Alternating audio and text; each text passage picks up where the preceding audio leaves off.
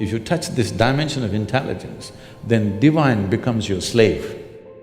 You don't have to think what you want, you don't have to seek what you want. If you touch this intelligence, everything that you wish to know is yours. You have to just direct your focus and it's all there.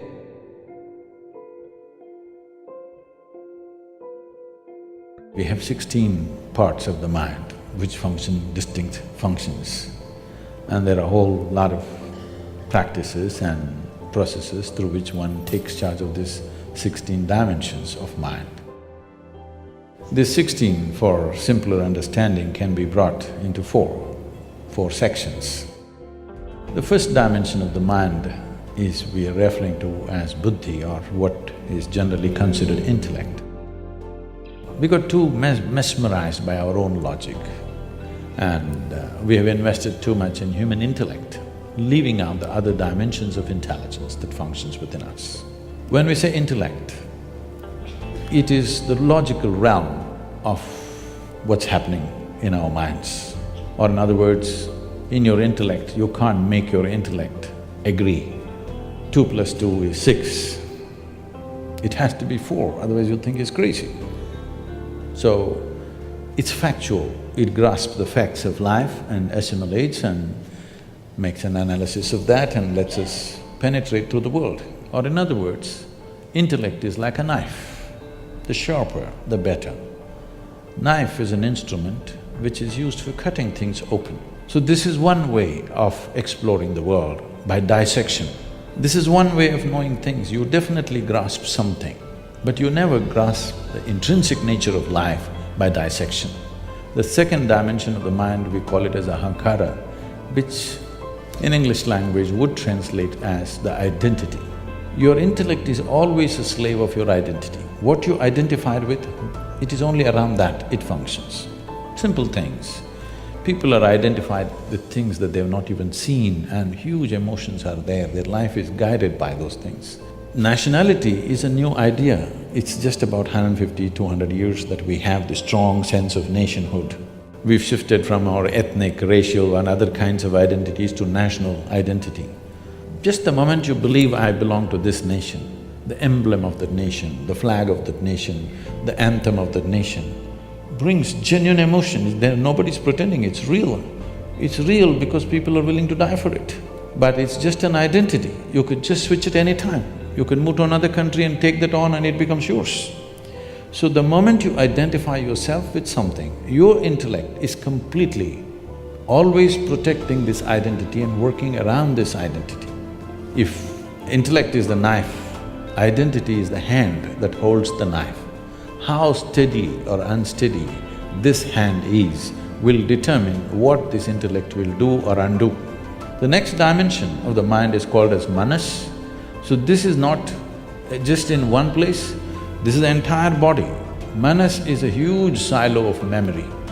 So when I say huge silo of memory, whatever memory you may have in your brain, your body has 1 trillion times more memory than that.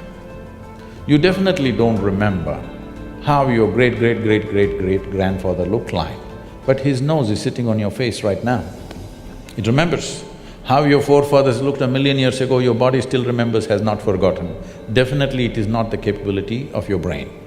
So, in terms of memory, the manas is phenomenal and it's right across the body. Every cell in the body carries enormous memory. Memory to a point for the origin of life on this planet and beyond. All that memory is carried in this body. So this is manas. If there is no memory, intellect would be defunct, it's like a car without gas. Because there is memory, intellect is on. This memory flows through the hand of identity, and whatever is the identity, the memory takes on that color accordingly, and then it plays up in the intellect and intellect functions. The fourth dimension of the mind is called chitta. Chitta means it's pure intelligence, unsullied by memory. There is absolutely no memory, free of memory, it's just pure intelligence. When we say pure intelligence, all kinds of things have been said with all due respect to everybody's beliefs and faiths and whatever. All kinds of things have been said to people that God is generous, God is love, God is this, God is that. Suppose nobody told you anything and you just paid attention to all the creation around you, how a flower blossoms, how a leaf is, how an ant moves. If you paid enough attention, one thing that you would definitely come to is, whatever is the source of creation is a goddamn intelligent thing. Intelligence, intelligence, intelligence. Everything is smacked with phenomenal intelligence beyond what our quite phenomenal brain cannot perceive.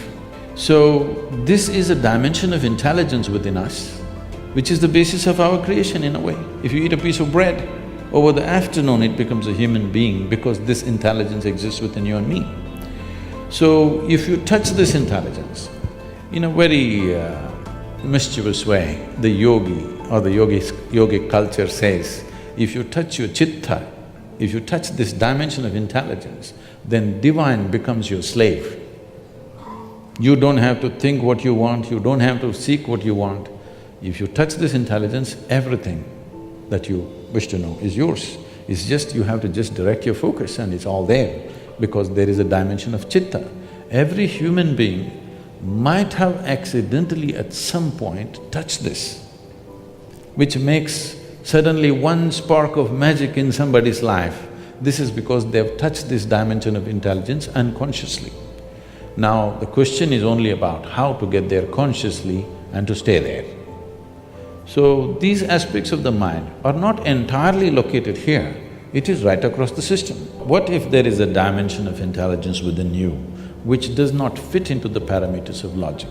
What you refer to as my body right now is an accumulation of food, it's a heap of food. What you call as my mind, largely in people's experience, is an accumulation of impressions over a period of time. So, if you have to gather this much of impressions and this much of body, something more fundamental must be there, isn't it? The biggest mistake we have made is, we have given too much significance to human thought. Whatever you think is only happening from the limited data that you have gathered. So the data that you and me have gathered, however big we may think it is, in terms of the cosmos, it's minuscule, it's nothing. It's really not of any consequence.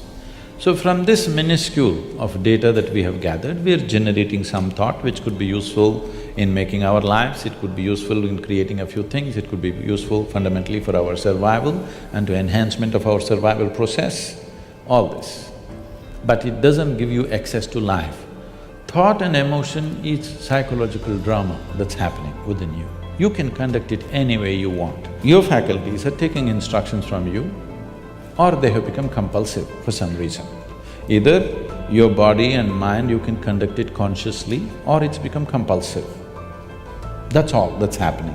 Whether you call it physical ailment or mental ailment, all that's happened is just this, that your fundamental faculties of existence on this planet is your body and your mind. These two things, you have lost grip over them. So it can become this kind of ailment or that kind of ailment or whatever, but fundamentally you have lost charge. That's all that's happened.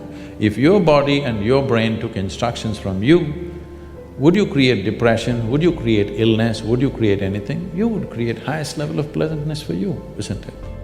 Human intellect and human intelligence has broken out of a certain bond which was there for every other creature, that they could function like an automated machine through certain instinctual process.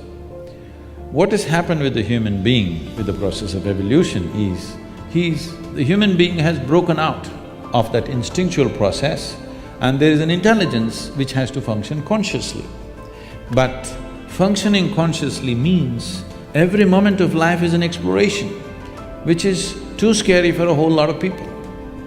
So the best thing is identify with something which gives you some sense of what you are.